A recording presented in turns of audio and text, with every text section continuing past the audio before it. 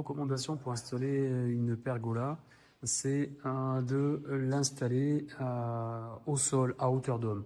C'est-à-dire de mettre un lève-plaque au milieu sous la pergola, de mettre un tréteau à gauche de la pergola, un tréteau à droite de la pergola, et mettre un tréteau au niveau des bras ici, de manière à pouvoir faire le montage vraiment à hauteur d'homme. Parce qu'il est important de pouvoir accéder vraiment à ces parties de réglage, et de bien voir en fait tout ce qui se passe, le passage des câbles, et notamment l'accès à ces deux points qui est important pour le verrouillage du crochet. Voilà, une fois que la pergola elle est installée, qu'elle est montée, que tout est correctement installé, à ce moment-là, la pergola peut être repliée, et avec le lève-plaque, elle peut être amenée jusqu'à ses points de fixation pour vraiment finaliser l'installation. Voilà. Éviter vraiment d'installer, de régler, de finaliser la pose alors que la pergola, celle-ci, est en hauteur. Parce que c'est compliqué, on n'y voit pas, et puis si jamais on a une avancée de toit, on n'a pas accès aux vis de réglage.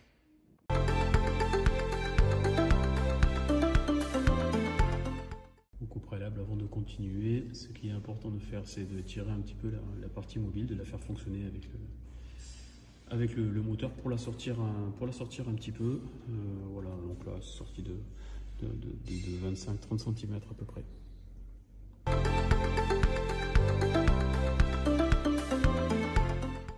On va vous montrer comment déverrouiller le moraillon pour pouvoir enlever la sangle. Donc ici, il y a un perçage. Dans ce perçage, il suffit d'y insérer un tournevis. Et en insérant un tournevis, ça va libérer un ressort qui va faire que le crochet ici va basculer. Donc attention, je vais le faire. Et lorsqu'on va appuyer, on va voir le crochet qui va sortir ici. Voilà, le crochet est sorti, ça permet de détendre. Une fois qu'on a détendu, alors à ce moment-là, on va pouvoir enlever la sangle de ce système d'accroche. Donc pour ça, il faut vraiment se libérer un peu, c'est-à-dire libérer, voilà, comme ça, écarter. Ensuite, je vais venir attraper la sangle pour me laisser du mou. Et en ayant du mou, je peux sortir le crochet. Voilà.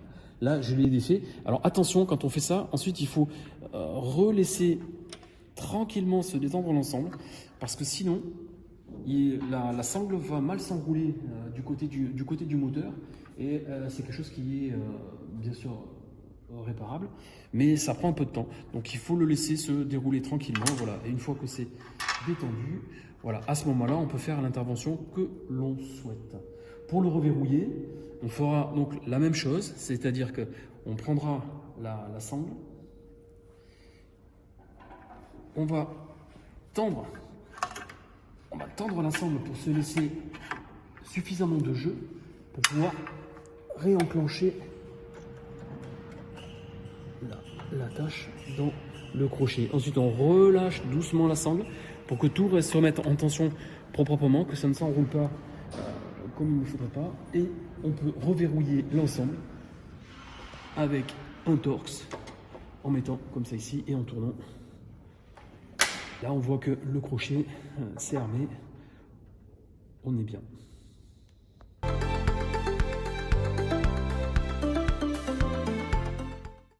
Un point d'attention, c'est le passage de la sangle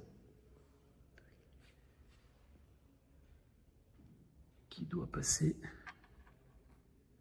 dessous le chariot, qui passe sous la poulie de renvoi et qui revient par là. Donc ça, à l'installation, c'est à vraiment faire attention des deux côtés, que la sangle ne soit pas tordue, twistée, qu'elle soit vraiment dans l'alignement d'un côté et de l'autre.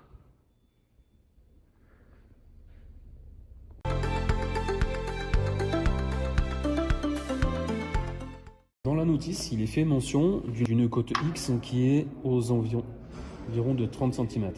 30 cm, c'est la distance qu'il doit y avoir entre l'attache qui est ici et l'autre attache. En fait, cette valeur est importante parce que c'est ce qui permet d'avoir au final dans le fonctionnement une tension correcte de la sangle pour éviter que le store ne sorte pas correctement et pour assurer aussi que cette pièce ne va pas sortir de son accroche, ni même qu'il soit trop compliqué de venir accrocher la pièce dans l'accroche.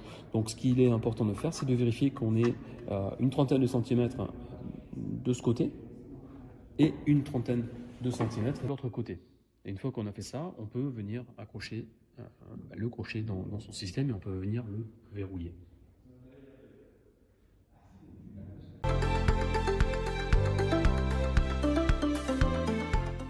Un point d'attention sur la sangle lorsqu'on la remet, c'est de s'assurer qu'il y a un marquage ici sur la sangle, il y a un liseré blanc. Il faut vraiment s'assurer que la sangle n'est pas torsadée. Donc en l'occurrence, le liseré blanc doit être à l'extérieur tout le long.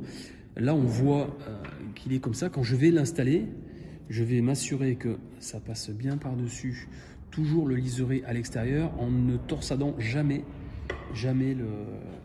la sangle. Jamais il faut le tordre comme ça. Toujours le liseré à l'extérieur. Donc je vais l'accrocher. Là, je l'accroche. Je relibère tout doucement. Et avant de faire quoi que ce soit, je vais bien m'assurer, avant de reverrouiller, que le liseré est toujours à l'extérieur. Donc ici, on voit qu'il est à l'extérieur. Là, c'est pas torsadé. Ça vient ici, dans le renvoi. On peut même faire une vue par là, pour montrer que là, tout est bien aligné. Et si on remonte au niveau, ici, on a bien le liseré à l'extérieur qui vient s'enrouler. Voilà. Ensuite, une fois qu'on a fait ça, la seule chose qui reste à faire, c'est de venir réenclencher le ressort.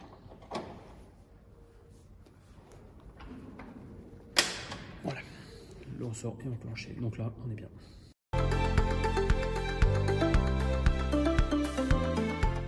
Cette vidéo a pour vocation juste de montrer comment passe la sangle dans ce crochet pour être sûr que dans le temps ça va pas se desserrer tout seul. Donc la sangle passe comme ça à l'intérieur, elle passe ici, elle repasse là-dedans, en dessous et elle ressort. Et l'excédent de sangle peut être coupé ici, mais ce système permet de faire que dans le temps ça ne se dessert pas, pour ne pas avoir besoin d'y retoucher. Voilà, si vous êtes donc amené à devoir changer la sangle ou devoir remettre la sangle, respectez bien en fait cette préconisation de montage d'assemblage.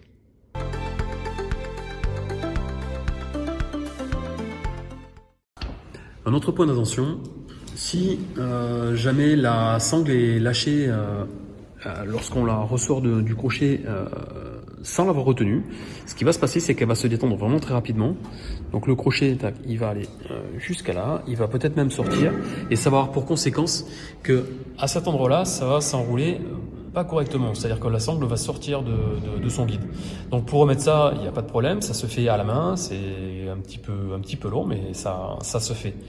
Par contre, ce qui va se passer ensuite, c'est que l'emboulement ne va pas être tendu correctement. Et ça aura une conséquence directe sur cette fameuse valeur X que l'on a là. Donc, si jamais vous êtes amené à devoir réenrouler à la main la sangle, il faudra prendre en considération que ce réglage-là ne sera bon, ne sera correct qu'une fois qu'on aura rentré complètement le store et ressorti complètement. C'est là qu'on pourra vraiment vérifier ensuite que la valeur X est bonne, et quitte à régler ici la position pour assurer une bonne tension.